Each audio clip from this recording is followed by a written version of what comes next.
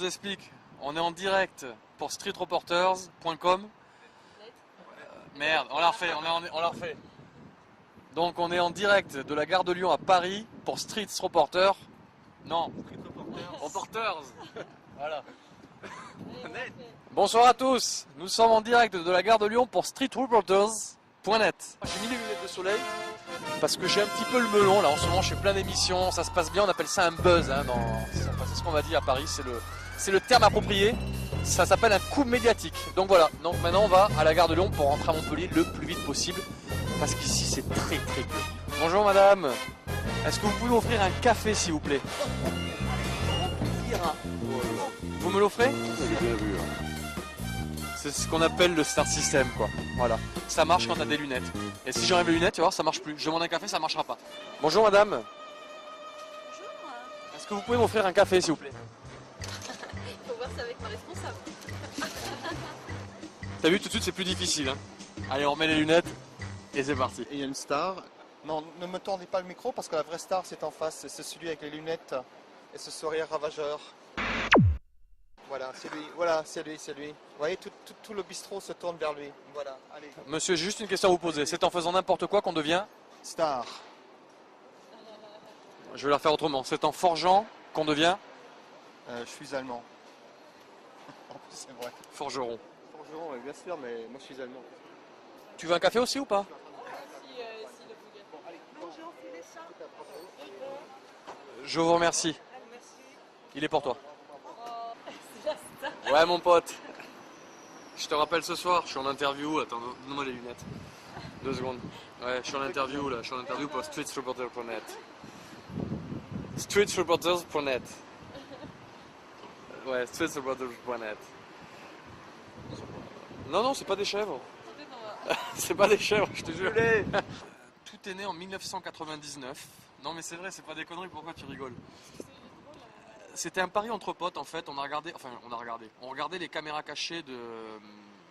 Enfin je vais pas balancer, c'était des caméras cachées que diffusait TF1 à l'époque. Et je me suis dit putain merde, n'importe qui vraiment peut faire de la télé. Et là j'ai balancé à tous mes potes que je commencerai à faire de la télévision dans 2 jours. Ils m'ont dit mais attends, t'es qu'une belle merde et tu vas jamais rien faire. Et là j'ai un pote d'enfance qui s'appelle Steve, on peut le citer. Il m'a dit écoute, moi je t'offre mon lundi de congé, tous les lundis on arpente les rues de Montpellier à la recherche de situations insolites. Et ça a commencé comme ça, et on a commencé par prendre sa douche dans un lavage automatique. Oh putain! Oh putain! Donc voilà, on essaye surtout de s'amuser, et Jacques Brel disait que le talent c'est d'avoir envie de faire quelque chose, et on a toujours envie de faire quelque chose. On me demande souvent quel est mon plus gros coup, parce que je fais beaucoup d'impostures, sauf que mon plus gros coup c'est Sandra. Alors Sandra, je vous explique. Sandra c'est la femme de ma vie, et elle m'a dit qu'elle allait prendre l'air cet été, qu'elle allait faire une saison estivale. Sauf qu'au lieu de prendre l'air, elle s'est envoyée en l'air, et elle n'est jamais rentrée. Donc si elle pouvait rentrer pour Noël, ce serait formidable. Là j'enlève les lunettes, je t'aime mon amour. Pas moi, je t'offrirai des perles de pluie venues de pays où il ne pleut pas. Je vais vous expliquer une chose. Cantona un jour a dit, en parlant du sélectionneur de l'équipe de France, qui s'appelait Henri Michel à l'époque, que c'était un sac à merde. Eh bien je pense que Michael Youn n'en est pas loin. Mais ceci est juste un avis personnel. Après je trouve qu'il a beaucoup de talent, mais bon en même temps quand t'as plus d'idées c'est pas une raison pour piquer celle des autres. Voilà. En fait ce qui s'est passé c'est que comme on m'invitait pas beaucoup sur les plateaux télé pour qu'on parle de ce que je faisais, j'ai décidé de m'inviter moi-même. Attends, je vais enlever les lunettes parce que ça me ressemble pas. Voilà.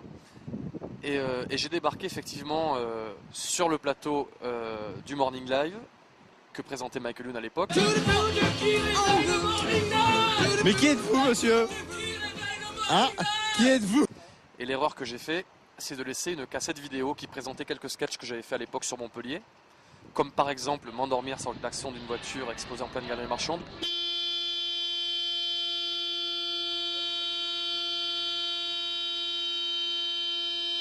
Et apparemment ça lui a plu puisqu'il s'en est vraiment inspiré, qu'il a fait la même chose 2-3 jours après, donc peut-être que c'est une coïncidence, hein, peut-être pas. Il y a De Chavannes aussi qui m'a tapé des idées. C'est vrai? On peut en parler quoi. Vas-y. Mais au lieu d'en parler, moi je vais te dire une chose. La production de Christophe de Chavannes s'appelle Coyote Production. Ouais. Voilà. Et ça, j'aime bien le dire et le redire. Si tu regardes dans le dictionnaire, la définition du coyote, ça veut dire mammifère carnivore d'Amérique du Nord, voisin du loup et du chacal. Voilà, pas besoin d'en dire plus. Chacal, tous ces chacals. Le Magloire assez bon au niveau hypocrite. Je sais plus ce qu'il a balancé, mais du genre pur hasard. Je pense que Magloire est un mec bien, sauf qu'il est un petit peu perché, c'est tout. C'est pas lui qui m'a piqué mes idées. Hein. Non mais Magloire, non, arrêtons, on va croire que je balance et tout. Magloire est un mec bien. Magloire, écoute, si Sandra revient pas, on peut faire un plan tous les deux, quoi. Par contre, c'est moi qui t'encule. Hein. Il y a 3 semaines, j'étais une merde. Non mais c'est vrai, en tout cas pour le milieu de la télé ou pour les gens qui décident de ce qui est drôle ou pas drôle, de ce qui est bien ou pas bien, etc. Et en fait, si tu veux, moi, au mois de juin, je suis allé voir mon cousin qui s'occupe de mon site internet, c'est le Webmaster. Et le site marchait très bien, ça on le savait, mais il fallait créer un effet médiatique, ce qu'on appelle le buzz, on a parlé tout à l'heure. Et j'avais une vidéo dans le grenier, c'est le décathlon, les Jeux Olympiques pour Pékin, parce que je suis en train de me préparer pour les JO de Pékin. C'est une info pour streetreporters.net.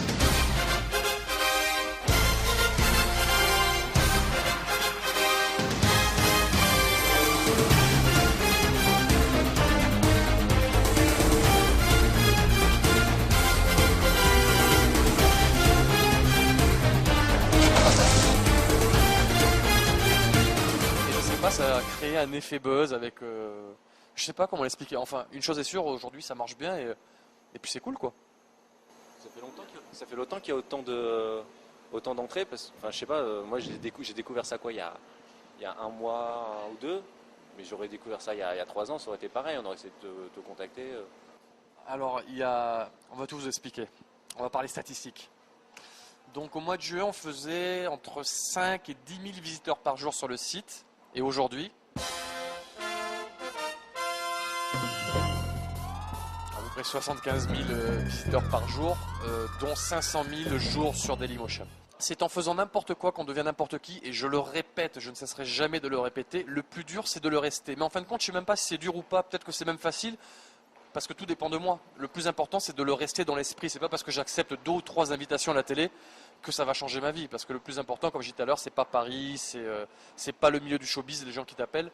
Le plus important pour moi, c'est mes potes, les matchs de foot qu'on fait le week-end, etc. Et puis voilà. Et tu veux bosser avec la télé moi, j'ai pas envie de bosser, j'ai juste envie de m'amuser. Bon, je rappelle aux gens qui nous regardent qu'on a un train à 12h21. Donc on va tâcher de pas le louper, parce que le plus important, c'est d'enlever les lunettes et de retrouver une vraie vie. Voilà.